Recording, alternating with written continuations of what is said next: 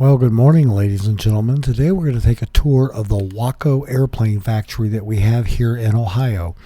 We took a thing there by the Great Lakes region of the AYA back in 2007, and here's a picture of the group of folks.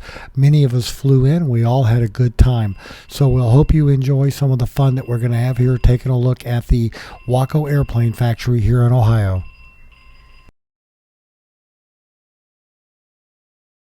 Now, it's a typical factory tour, folks, when you go there. First, you're going to have an airplane. It's in a really pretty nice area, sitting room nearby, lots of light to take a good look at it.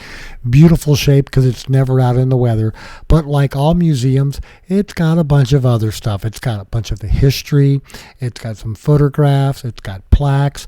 It's got motorcycles. It has a lot of stuff from that period, as well as the construction of those aircraft. So I think it's well worth a tour just to see the Ohio history.